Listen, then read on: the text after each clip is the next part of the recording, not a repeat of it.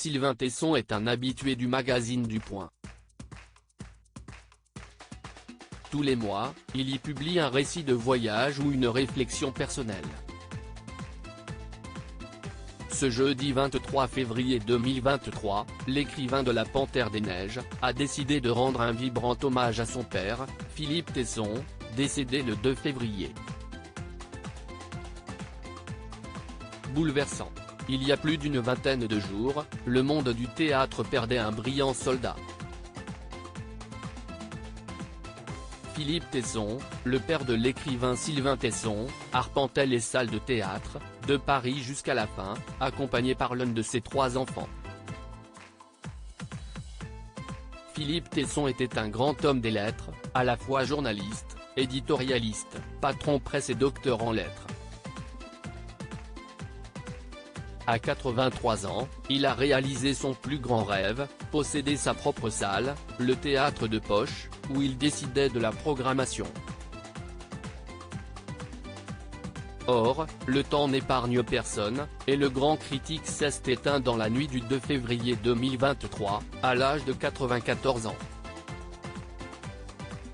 Il laissait derrière lui son fils, Sylvain Tesson, l'écrivain de La Panthère des Neiges, et lauréat du prix Goncourt de la Nouvelle, qui était tellement fier de son père.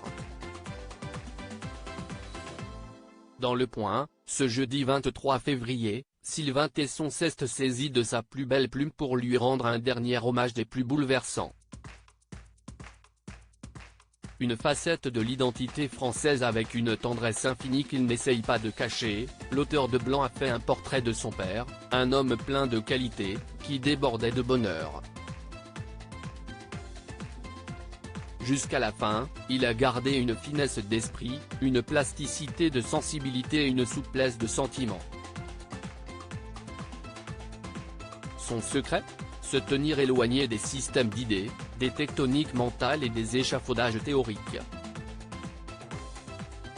Ses ironies volatiles le prémunissaient du ciment, évoque-t-il pour le journal.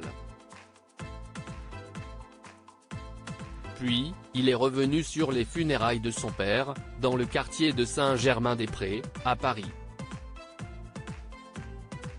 Il décrit, en voyant le cercueil enrubanné dansant alors que claquaient les accords de l'orgue et que le prêtre solfiait les indépassables mesures de la liturgie catholique, je me suis dit qu'il y avait là, dans cette présence de Philippe Tesson devant l'autel, une facette de l'identité française. Un hommage bien touchant à celui qui vit désormais sous la plume de son fils.